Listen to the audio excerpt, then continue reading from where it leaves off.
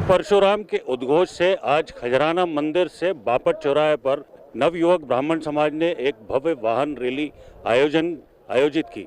भगवान परशुराम के संदेशों को लेकर आयोजित की गई इस वाहन रैली में बड़ी संख्या में युवक और अन्य समाजजन मौजूद रहे।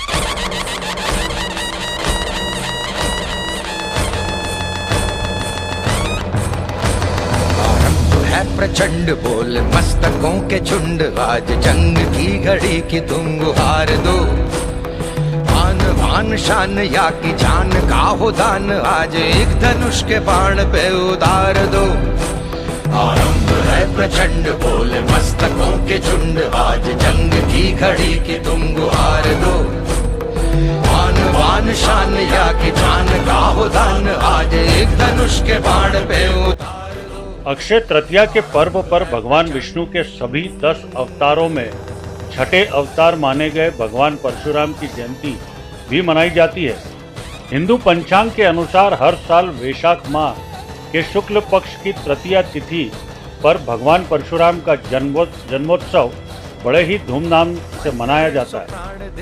आज जहां पूरा देश भगवान परशुराम के जन्मोत्सव को मना रहा है, वहीं इंदौर के खजराना गणेश मंदिर में सर्व ब्राह्मण युवा संघ की खजराना इकाई ने परशुराम के संदेशों और जय परशुराम के उद्घोष के साथ भव्य वाहन रैली का आयोजन किया। रैली खजराना मंदिर से शुरू होकर इंदौर के बापट चौराहे पर समाप्त हुई। रैली में युवा ब्राह्मण संघ के अध्यक्ष चंदू रावल के नेतृत्व में बड़ी संख्या में युवा और सभी धर्म के गणमान्य मौजूद रहे।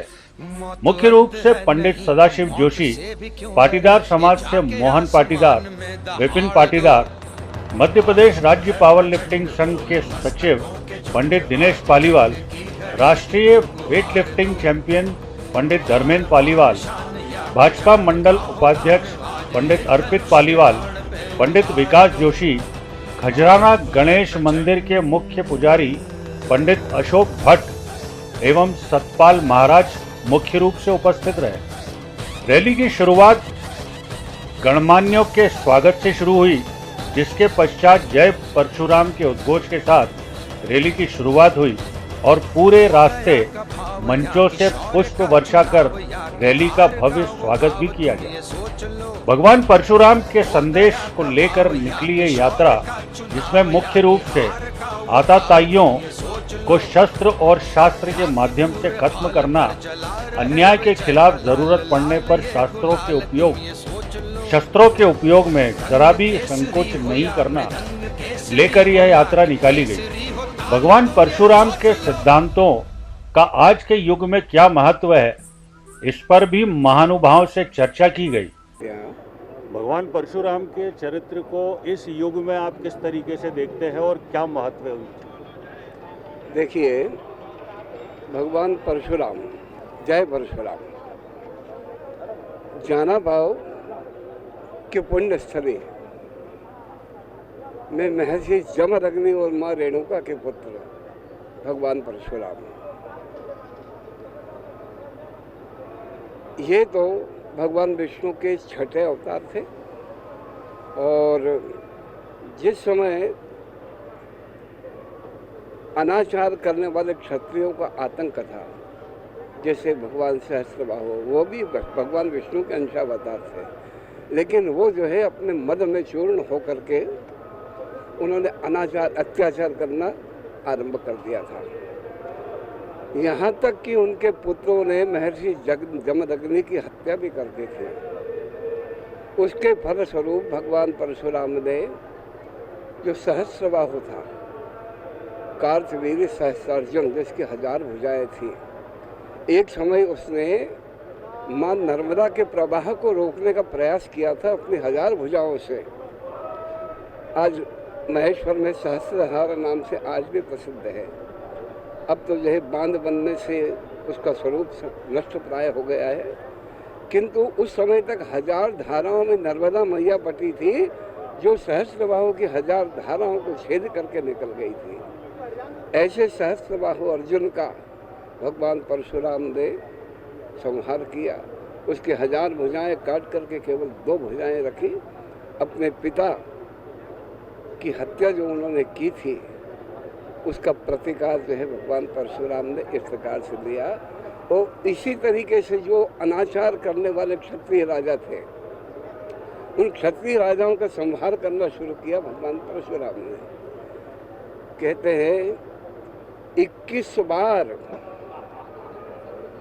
बार क्षत्रिय अनाचारी राजाओं के रक्त से 21 कुंड भरे थे। और वही भगवान परशुराम त्रेता युग में भगवान श्री राम के सानिध्य में जब आए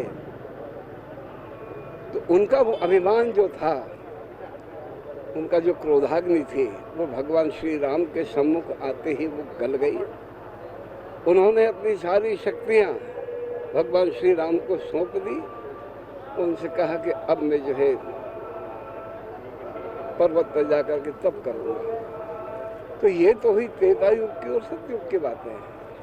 द्वापर में भी थे, द्वापर में भी जो है भीष्म पितामह के गुरु थे, गुरु द्रोणाचार्य ने उन्होंने शिक्षा दी थी, दानवीर कर्ण ने उन्हीं से शिक्षा ली थी। तो आज भी जो है इस युग में, कलयुग में उनकी जो शिक्षाएं हैं उनका महत्व ये है कि आज भी हम भगवान परशुराम की स्मृति अपने दिल और दिमाग में, अपने हृदय में रखें और अत्याचार का कभी भी समर्थन न करें। वो किसी भी प्रकार का हो, वो स्वजाति ने किया हो या विजाति ने किया हो, धर्म ने किया हो, विधर्म ने किया हो, उस अत्याचार का हम प्रतिकार करें। साम दाम दंड भेद सारी नीतियों का अनुसरण करें।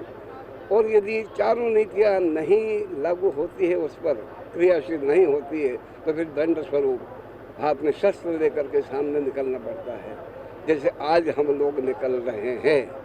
हम लोग जागे लेकिन बड़ी देर से जागे हैं। और ये जागृति समस्त हिंदू समाज में, समस्त सनातनी समाज में